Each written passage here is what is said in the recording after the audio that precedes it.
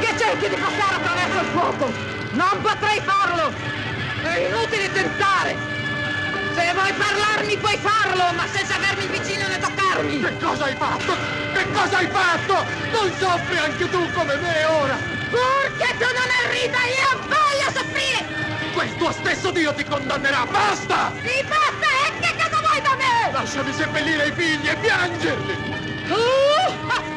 Torna piuttosto a seppellire la tua sposa! Sì, ci andrò, ma senza i miei 2 bambini! È inutile! È inutile!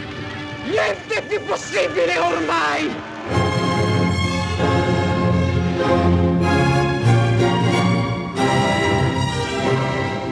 After her break with Onassis, Callas desperately needed an identity, as much as Maria the woman needed an identity.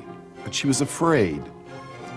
You see, she had always sung for the approval of others, actually, and on the support of others. There was first her mother, then there was Meneghini, and after Onassis, there was no one. She was afraid to get back on the stage with her voice in the condition it was in, so she tried diversionary careers, you might say. First a film with Pasolini on Medea, then directing an opera production in Turin, and finally teaching at Juilliard.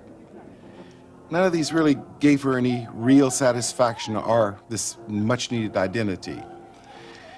The only thing left to her was to try singing again, and the support she found there was with Di Stefano. It was all really part of a game she was playing with Onassis to show him that she wasn't beaten. With Di Stefano, she had a new man in her life, and with her concerts with him, she was back before the public. The tragedy, this Greek tragedy again, was that both were a sham. They were a lie, and she knew it. And it was ultimately this lie that really destroyed her. Well, throughout my whole life, I always thought I should never sing because I was never good and all that. I'm the first terrible critic of myself. But I really never said I will not be singing again.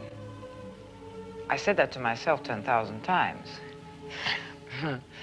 But I really never officially declared that I would not sing anymore.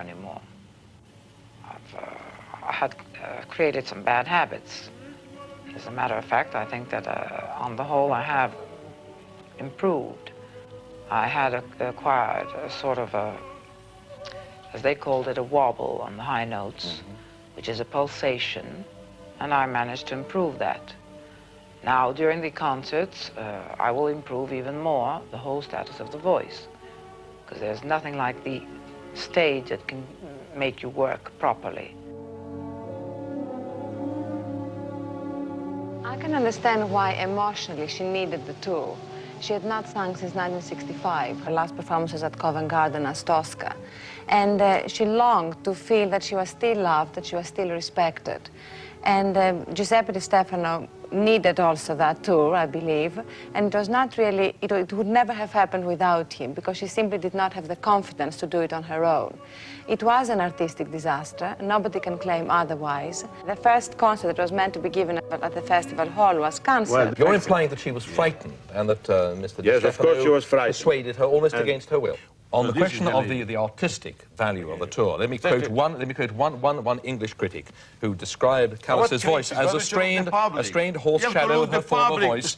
His reaction was to say, he's a member of the public. He's a member of the public. She never was so beautiful. The public was enthusiastic. But what was her voice? She made a lot of money when she still didn't have the boat, the ship, no? The cargo, making money. Did you see her She was face? happy, but I didn't do all this. Did you see her face during that interview when she was trying to prove that she was improving? Her face was in such pain because she knew. Did you not think that she was in distress during the tour, that she was unhappy with her musical performance? So that's really the essence of it, isn't it? But it's a tragedy. Was she happy to be back? That's the point, isn't it? Of course she was happy. So I have all Mr. these Rihanna, letters I here. got letters. This letter is the most beautiful thing because she's what better after having everything in opera and in the social life to be back to singing. And I said, last night I could not sleep. Wait a minute. I could not sleep. And he said, finally I had the courage to listen to the tape of last night. Boy, what a progress. I'm so happy. I don't read the criticisms because, you see, I know exactly what I do before anybody tells me. So I don't want to read them and this way disturb my peace of mind and my nerves. So I feel that if I don't read criticisms, it's better. Naturally, the voice is not what it used to be 20 years ago. Nobody pretends that. It's natural. The audience knows that. I know it. They can't just applaud the legend if you don't give them something to... And after all, what is the legend? The public made me. What is a legend? I think I'm a very human being. If I wasn't human, I probably would have sung better. She did see herself as Maria, and there was this other being that was Callas. And she talked about Callas as La Callas. She spoke of this other part of herself. And there was Maria, who was a very charming, sometimes difficult, sometimes infuriating, sometimes coy, lovable, wonderful friend. And then there was Callas, who was the woman who was on stage, who was the artist. And I remember, for instance, her listening to records, her own voice, when we were in Greece on an island, and she, at the end of the record, she looked very sad, very pensive, and she said, Callas will never sing that way again.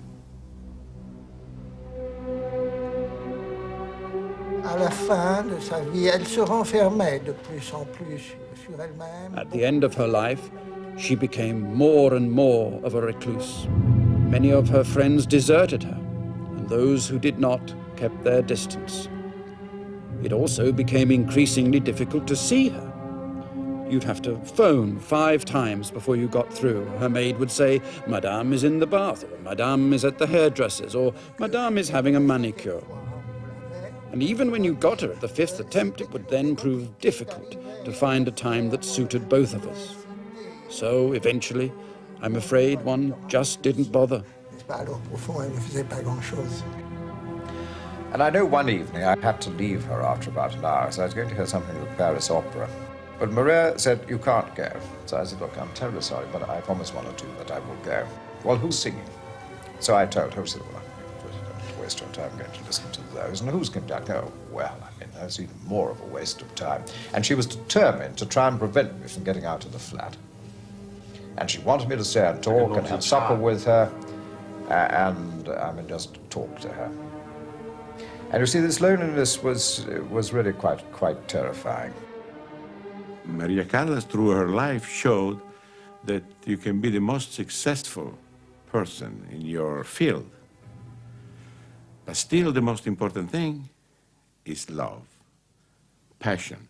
So every woman who is a passionate woman feels sympathy for this for Maria Callas, because they realize that there's all this success means very little. The most important thing is love.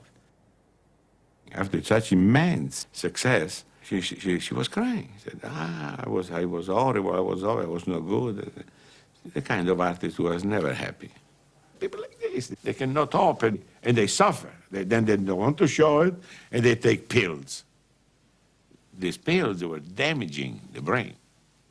She was taking 3 pills, then later she forgot she took 3 pills, and she took another 3. She was falling on the floor like a...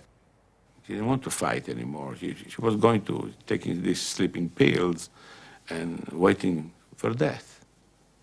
First word, when I met in '72, she said, caro Pippo, ogni giorno, per fortuna, un giorno di meno. Every day, thank God, is one day less.